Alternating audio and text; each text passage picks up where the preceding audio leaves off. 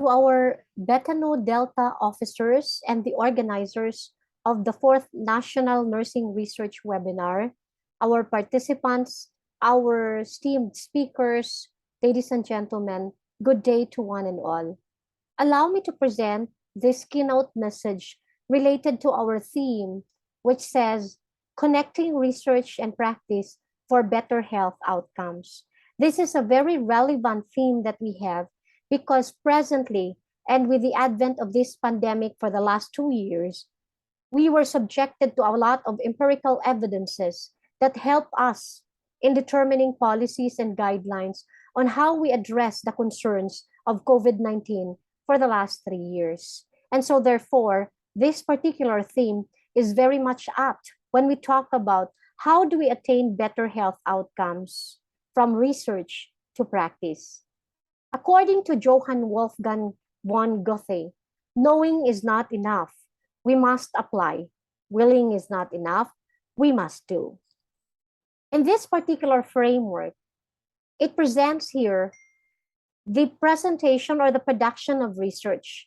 In health, in nursing particularly, we had a lot of research outputs. We have a lot of research findings. But the question is, what did we do with all these research findings that we have? It is a must that our research findings should be utilized. And how do we utilize them? It is done through practice. And in practice, we will be able to generate innovative care technologies or innovative care approaches and strategies so that we will be able to attain our health outcomes, and that is a healthy Philippines. The first question that I would like us to consider is, let's start with the end in mind. What is health outcome? According to Sedgley, health outcomes measure a change in the health status of an individual or a group which can be attributed to intervention. So if we talk about outcomes, therefore, we consider that there are particular changes in the process. It's an outcome if we talk about change in behavior, in practices, but in health outcomes, it could also be change in our health profile. Okay. Utilizing health outcomes of care will determine the impact of the process of care or intervention on the patient's life by using specific measures before and after treatment. It's very important for us to consider what is the outcome of the intervention or the management that we are doing, relating it to how do we connect research into practice so that we'll be able to attain health outcomes. We have our research findings. Then we use our research findings as basis of the intervention for the care that we provide to our patient. But the question is our nursing care intervention or innovation effective or not? And so we look into our health outcome. And that is how we utilize health outcomes as basis in determining whether the intervention or the management that we provided before and after the intervention is being done has increased the quality of health or has improved the quality of health of our patients. Part of the health outcome indicators in the Philippines, not only in the Philippines, but it's a global perspective that we have, is to address the Sustainable Development Goals of 2030.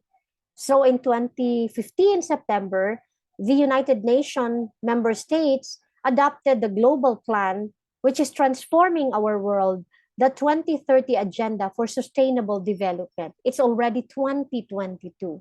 And how are we in terms of addressing the SDG 2030?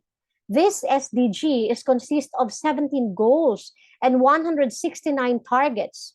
And this allows us to stimulate people-centered and planet-sensitive change. So we can make use of the Sustainable Development Goal as basis of our health outcome. In health, we usually focus on SDG number 3, which is good health and well-being. And as nurses in the academe, we can also make use of SDG 4, which is on quality education. Although, if we look into SDG 2030, SDG 1 is the basis and the foundation of all its goals because SDG 2 to SDG 17 are the ones that will address and improve our concerns for SDG 1, and that is eradication of poverty. in terms of the well-being of our patients or our clients, recently we have been visited by our pandemic caused by COVID-19. So here in this particular profile that we have in the advent of COVID-19 or in the surge of COVID-19, we say that the Sustainable Development Goal has not been fully attained since in 2015 to 2022. So we still have tuberculosis death, which is rising for the first time since 2005. And a lot of literatures are telling us that it could possibly be because of the resistance against immunizations or vaccines. The pandemic claimed the lives of 115,000 plus frontline healthcare workers, which also is a question of how do we attain SDG number 3 if our health workers are also reducing. We also have increasing number of measles cases in children, and also 22.7 million children missed basic vaccines in 2020.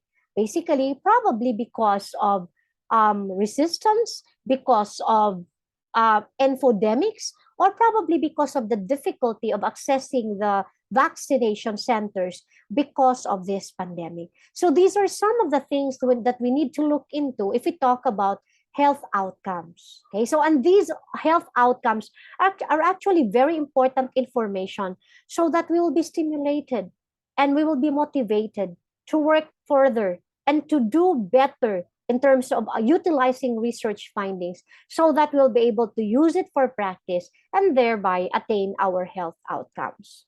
Now let's move on to the role of research in attaining the health outcomes.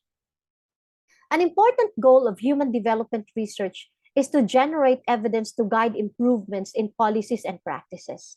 In health, we focus more on how we utilize these research findings to provide more guidance in developing health policies and practices. There is an increasing pressure to use proven approaches and to terminate strategies that do not work. And the development agency should look to research to better understand problems, to inform decision making, and to identify effective solutions. So, keeping abreast with the new knowledge is very important, according to Haynes and Donald in 1998. We health professionals need timely, valid, and relevant information to be available at the point of decision making. Especially this pandemic is teaching us on how to read and to utilize research findings from different countries, from different venues, and from different settings across different ages, because it's very important for us to be guided on how do we address and approach care management for this COVID-19. An important part of a learning health cycle is devoted to research, which is based upon healthcare information and provides results to inform medical decisions. Keeping abreast with the new knowledge allows data that has been called the world's most valuable resource. And in this pandemic, we learn how important databases is.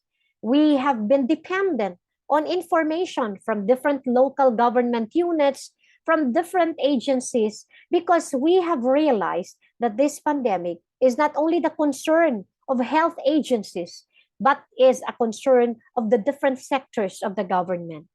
The generation of data continues to increase faster than we seem to be able to comprehend or assimilate according to Koch. And so therefore, we use a lot of approaches. Like, for example, we believe we have what we call as data mining approaches. We have what we call as data analytics as basis of our approaches and actions in the healthcare delivery system. And the third is we have the database, we have the research findings. The question is, how do we utilize them? How do we connect them to practice? And there is one very old concept, but actually still very relevant at this time. And that is translating research to practice, translational research. So when we talk about translational research, that is very, very simply said or explained as how do we utilize findings from research from bench and then applying it to actual patient practice, and that is the bedside care. So this is a very, very simplified framework of translational research. Why do we conduct translational, or why do we translate research to practice? It's because we seek to produce more meaningful, applicable results that directly benefit human health. We don't want to implement something that is not based on experimental findings, very rigid and rigorous experimental findings. That's why when we had this pandemic and there was a question of whether which of the vaccines are very effective in terms of protecting us against COVID-19. And there were a lot of researches conducted, which is very important for us in analyzing us as utilizers of these products, whether we go for this product or we go for another product from different companies that we encountered in the last 2 years that we've been in this pandemic. So it makes our findings or our approaches more meaningful if we have to translate research findings to practice. These are designed to ensure that discoveries that advance into human trials have the highest possible chance of success in terms of both safety and efficacy. Why do we translate research to practice? In the academic side, CMO 1446, series of 2012, we are asked to apply new knowledge that we generate to address specific social development problems. And the National Higher Education Research Agenda 1, or the narrow one, is also telling us that we develop unifying theories or models which can be translated into mature technologies for the purpose of improving the quality of life of the Filipinos within the sphere of influence of academic institutions in the country. It's not true to all cases wherein hospitals are the generators of knowledge, but currently the academics are the ones that is considered as the most prolific producers of academic research and findings, which are being used now in industry. And this is now the academic-industry partnership that we have engaged in. So we are expected to develop research not because we want to just graduate in our master's or our doctoral programs or our postdoctoral programs, but because we believe that the research that we are undertaking will address community development, partnership, social development, curricular development, health development, and governance development, among others. So the research findings are there because it lends relevance to our improvement of the quality of life of the Filipino people. This is an example of a research that is being translated. This is a randomized controlled trial study on the brief psychosocial behavioral intervention with antidepressant, reducing post-stroke depression significantly more than usual care with antidepressants. So the living well with stroke and RCT. This is a study by Mitchell et al. And in this particular study, they were able, the findings of this study was made use in nurse-led intervention that decreased depression in stroke survivors. We know for a fact that stroke patients usually go to the phase of depression. And this anticipated management and care management of our nurses, these interventions were done to reduce or decrease onset of depression in stroke survivors. So from research, they were able to develop nurse-led intervention to reduce depression among stroke survivors. And they were able to implement this particular intervention in their hospital. And this is what we call as translational research. From the findings of research, we were able to apply it to practice. Now, what is the reason, or what are the reasons why there is a gap between knowing and doing? We know for a fact that in most cases we do research. And if we are going to ask ourselves, where are the findings of our research now? We report probably that I think they are in the library of our university. I think I place it somewhere in the drawer or in the aparador in our house because we need it for purposes of sentimental souvenirs or mementos. But the question is, are the findings of our research disseminated? Are they utilized? So what is the reason for the knowing doing gap, the gap between research and practice? First, according to Ball, it's often research findings are often inaccessible to those who need it. A lot of people probably are in need of these research findings. A lot of practitioners are probably in need of these findings, but they just can't locate the findings of our research.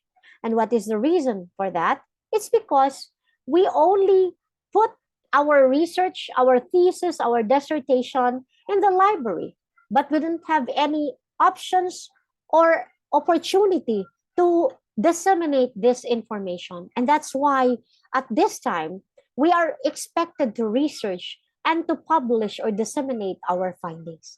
It's not enough that we conduct research, but we have to disseminate, to publish our research findings so that others will be able to see it by consulting Google, Mr. Google. So another reason would be practitioners and policymakers rarely engage in research that informs their work. Okay, most probably, we use as basis in policy development our experience. We use as basis what other people are telling us, not the marites, I hope, but those information that we gather from our stakeholders. But sometimes these are not scientific approaches of gathering and analyzing this information. So we need to go into research so that we will be able to really assume or assure the utilizers of our findings or our policy that this policy that we're making or this intervention that we're doing are really based on empirical evidence. Another reason would probably be there's no forum that exists for collaboration among educational practitioners, policymakers, and researchers. For the last years, the previous years, there is always a misinterpretation that researchers are the elite part of the academe. But actually, researchers should never be placed in a certain pedestal. They should be accessible to others, especially to the ground level, because they are the ones who are giving us scientific basis in making or developing our management practices and also our policies and guidelines. So this is very important for us, and that's why I really appreciate this webinar, because there is now the avenue for both researchers and practitioners to come together and share what we have with each other. Because as researchers, we may not know everything on the ground. We may not know what are the struggles of the practitioners and the policymakers. But once the researchers, the policymakers, and the practitioners start talking to each other, then whatever are the challenges and the struggles of the practitioners and the policymakers can be addressed by the researchers. And this way, the researchers will also be able to consult the practitioners and the policymakers in order for them to meet halfway and exchange this information, valuable information, for the improvement of our health outcomes. Remember that this is not for the good of the policymakers and the practitioners or the researchers, but this is for the good of our clients for a better health outcomes. Another would be explicit versus tacit knowledge. Evidence-based medicine is the judicious use of best available evidence combined with the experience of the clinician and preferences of the patient. Usually in evidence-based practice, there are three elements that we should consider. We have the best scientific evidence, which can be done through research. We have the patient values, how it is being perceived, or how will this practice be perceived by the patient, and the clinical experience. The explicit knowledge are those information that we get from research that are being published and we get from the literature review. But however, we also have tacit knowledge. By virtue of the experience of our clinical practitioners, there are some information that they can best answer and share compared to those which are written in the literature. And so that's why in evidence-based practice, we need three elements to be present to make it acceptable as an evidence-based practice. Not only the research findings through the best scientific evidence, but we also have to consider the clinical experience as well as the patient value. What is the buy-in of this strategy with our patients or our clients? Another challenges or other challenges that we come across why there is a gap between knowing and doing, the connection between research and practice, could be the culture of research and utilization in the institution. We might probably be in a situation wherein research is not very much considered as a priority in our institution where we are practicing.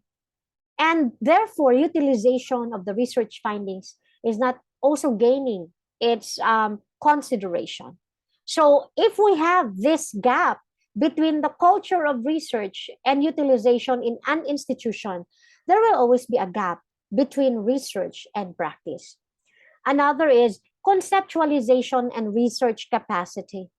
The reason probably why there is knowing and doing gap, it's probably because of the fact that in terms of the conceptualization, the researcher's conceptualization is only on the tip of the iceberg, but the researcher have not seen the deeper reason behind the practices or the changes in the practices, the disruptions in the practices that we have, or the disruptions of the health outcomes that we have.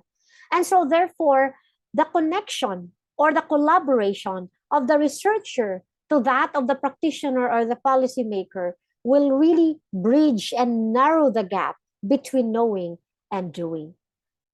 Or probably there is a lack of alignment between the research purposes and the needs of clinical professionals and those in charge of policy.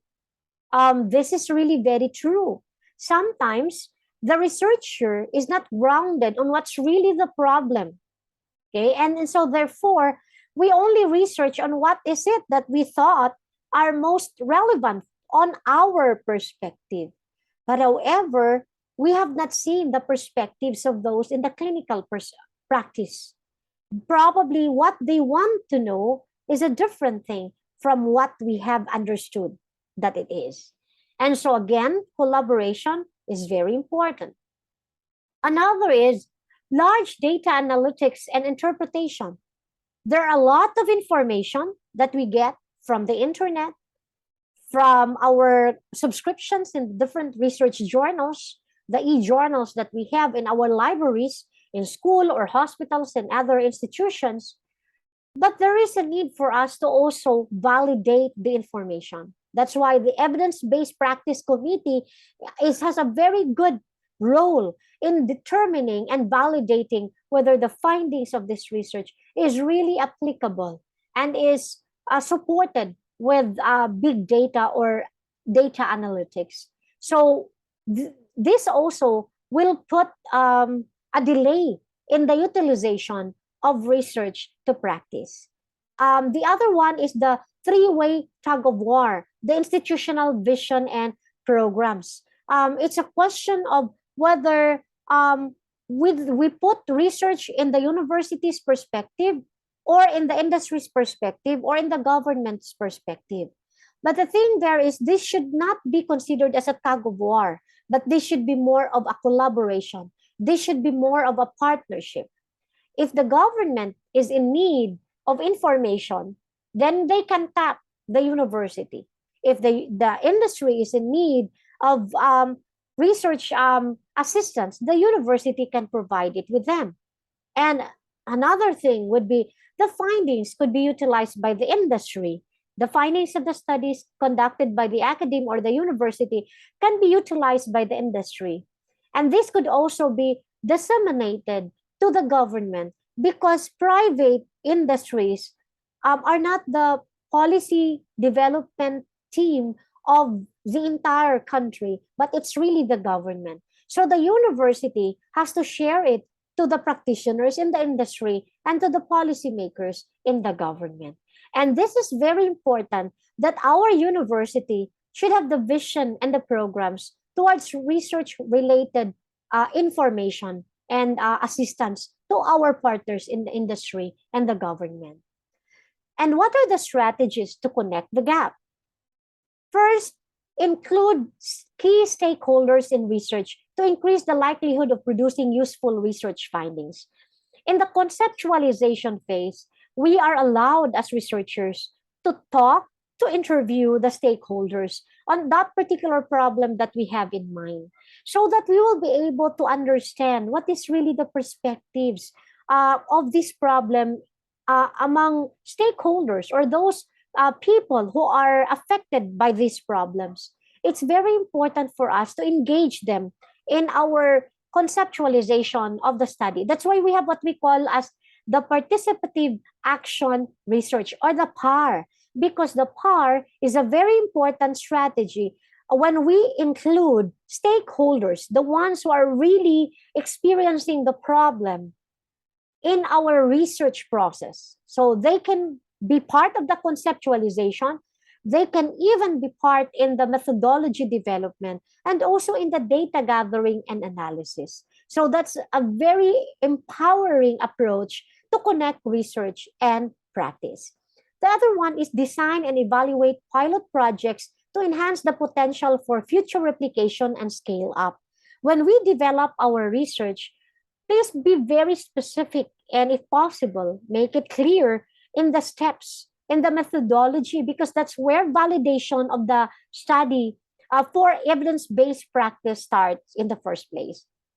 These are areas where we would like to look into, so that we will be able to understand, oh, okay, these are the steps, the methodology of the research that they have conducted. But why are they using non-probability sampling? Why are they using probability sampling? Why is it that the findings are only in this part? And probably because of the methodology, which is very superficial. So these are things that we have to look into, to design and evaluate pilot projects that will enhance potential for future replication. The third could be develop and implement a plan for disseminating research findings to key audiences. It's not only conceptualization, data gathering, analysis, but we also have to plan for disseminating our research findings. And it is very important that when we disseminate, we will be able to capture their buy-in to our intervention that we are proposing. So that's why it's not only a one-shot deal. It's actually a process that we have to develop, so that other agencies will be able to know, to learn that this university or this research is being done. And so therefore, if the need for this information arise in the government agency or other industries, we know where to go in terms of accessing information.